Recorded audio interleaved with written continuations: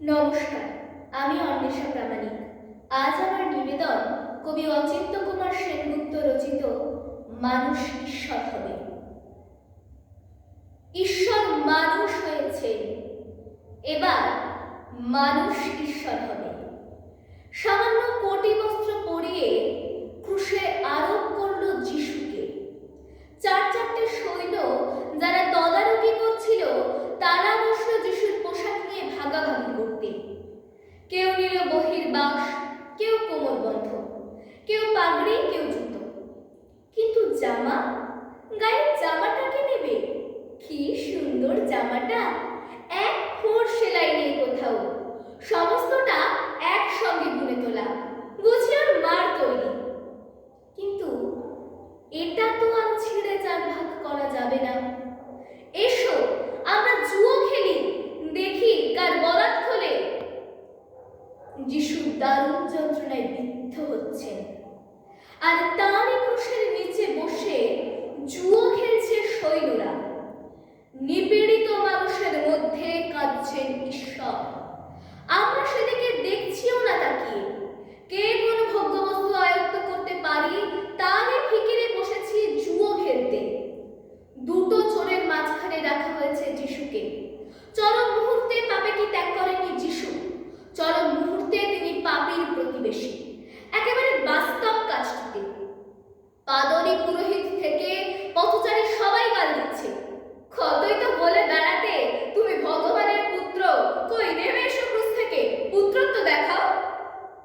আবার বলাবলি করছে, যদি পুত্র হতো ভগবান নিশ্চয়ই ওকে ভালোবাসতেন, আসতেন সাহায্য করতে। যখন কেউ আসছে না, বোঝা যাচ্ছে ওর বাহাদুরি। ওর বাহাদুরি?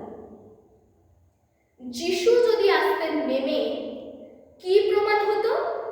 প্রমাণ হতো ঈশ্বর প্রেম ক্রুশ পর্যন্তই যেতে পারে।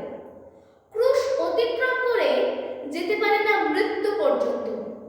যেন যতক্ষণে ক্রুশকে বহন করে আনছে ততক্ষণে প্রেম। যেই ক্রুশে বিদ্ধ হলো আর প্রেম নেই। যেন প্রেমের কোথাও টানা যায় সীমারেখা, বলা যায় এতটুকু, অতদূর, এই অবধি। শুধু বাঁচালেই প্রেম, মারলে প্রেম নয়। এমন কি যন্ত্রণা আছে যা প্রেম বইতে পারে না? কি লাঞ্ছনা আছে যা পারে না ক্ষমা করতে? যিশু হঠাৎ আর্তনাদ করে উঠলেন, হে ঈশ্বর, আমাকে তুমি কেন ত্যাগ করলে? এই কান্না তো আমাদের কান্না, আমাদের নালিশ। যিশু যদি প্রসন্ন হাসি মুখে বিদায় নিতেন নীরবে, আমাদের মনে হতো তিনি বুঝি আমাদের নন। ঈশ্বর হয়ে তিনিও ছেড়ে গিয়েছেন আমাদের। তিনি আর্তনাদ না করলে আমাদের কান্নায় তার কাঁধে হতো না, আমাদের রক্তে ঝরতো না তার বুকের রক্ত।